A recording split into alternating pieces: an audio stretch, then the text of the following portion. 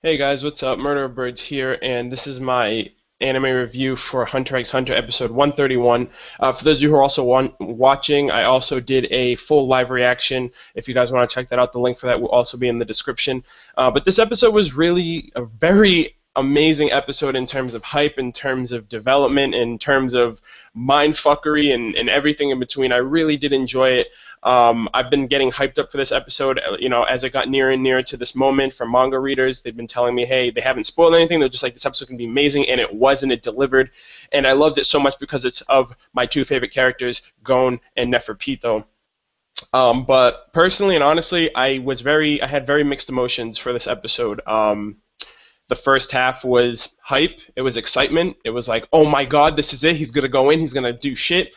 And then the second half was sympathy and sadness and relatability because I I ultimately felt that I'm getting hyped up to see Gon's anguish, to see his pain and suffering in form of a fight, and I like that concept. Like, it hyped me up, and I did get hyped during the episode. But then after watching it in retrospect, I went back and rewatched it, and I was just like, this is a very very sad fight, regardless if he transforms, or regardless if you see him use his Jajanken and you see him go in.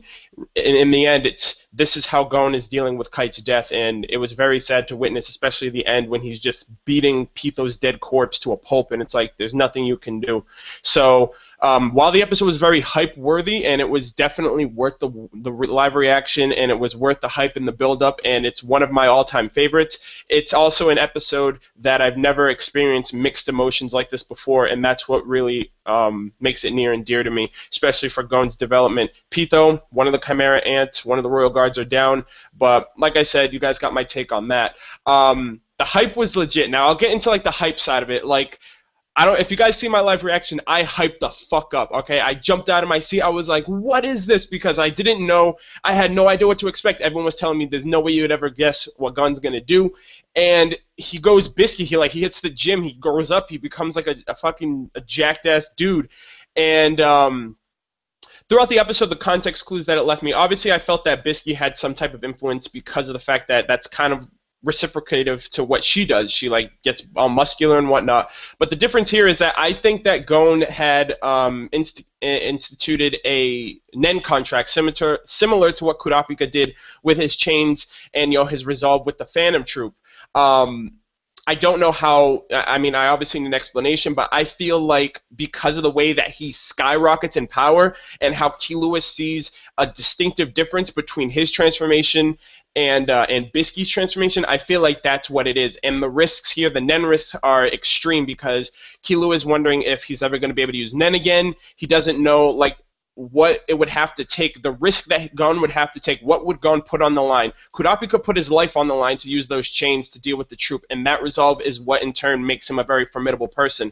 Gon just skyrockets, like his power level from what he was as a kid to being equal to that of the king. He had to have risked something or put something on the line so great and so mighty that he would have to resort to getting that power boost. Maybe it has something to do with, like, maybe he's like, I put my goal to find my dad on the line, because it's like that's his ultimate goal, to find his dad. Regardless if this arc is about Kite, his overall goal throughout the start of this whole anime was, I need to find Jing, I need to find my father. So maybe that has something to do with it. I don't necessarily know if it's on the same level of, I risk my life, but ultimately the risk is very great, and I'm wondering what he ended up putting up on there.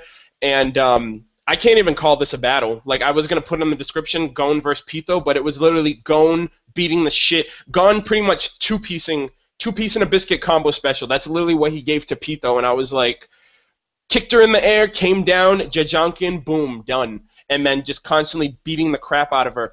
And I feel like everything that Gon did this episode was his way of acceptance, because I did in my last review that Gon was literally pretty much going through the 5 stages of grieving when it comes to the loss, the emotional loss. And the final stage is acceptance, and he tells Killua when his arm gets cut, he's like, it's okay, it's fine. I'd rather lose my right arm and be like Kite was back then. And ultimately he avenged Kite, he killed Pito, and this is his way of acceptance.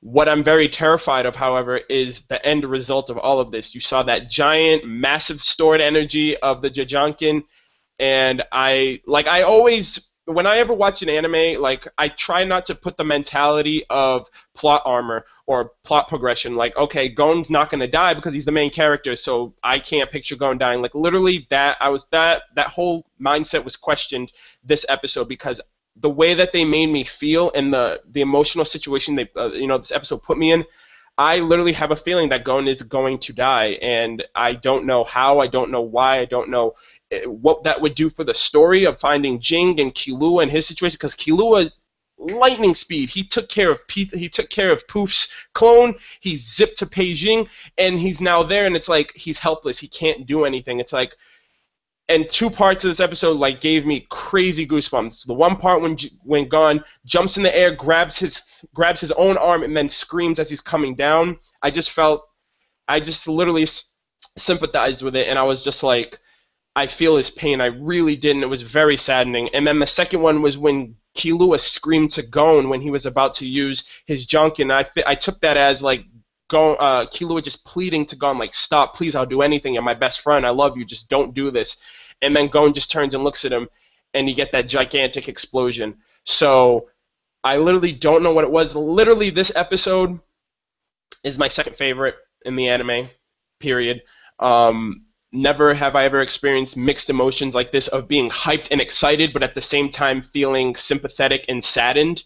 To this extent, like I understand past episodes, you can have that, but I've never experienced it. Boom, all of them at the same time. If you see my reaction, the first half, I'm hyped, I'm excited, I'm gassed, I'm like, yeah, he's gonna go in, and then the second half, I'm literally like quivering. I'm like at the break of tears, and I'm just like, I feel so bad for this kid. Everything that I just witnessed, I feel like I should go back on it because I shouldn't be gassed. I shouldn't be hyped to see Gon destroying Pico, because in the end, this kid lost his innocence, and everything that he's doing right now is for Kite, and this is how he's dealing with it.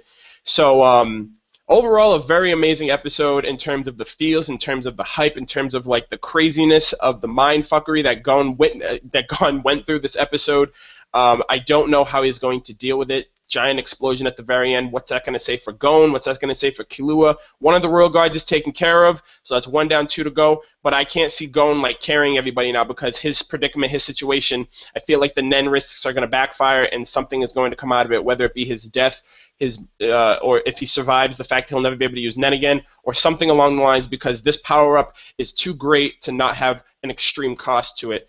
But let me know what you guys thought about the episode. Let me know what was your favorite parts, what you were hyped out about. I am an anime-only viewer, so like I said, go check out my live reaction if you guys want to check out like how I fucking how I freaking went. I fanboyed all over the place, but if you guys did enjoy this review, I'd greatly appreciate it if you guys can leave a like, comment, let me give me your take on the episode, interaction. I'll get back to everybody, and subscribe to my channel if you haven't already. I'd greatly appreciate that as well. But that's all I've got for this review. Thank you guys so much for watching, and I will catch you guys next week. Take care.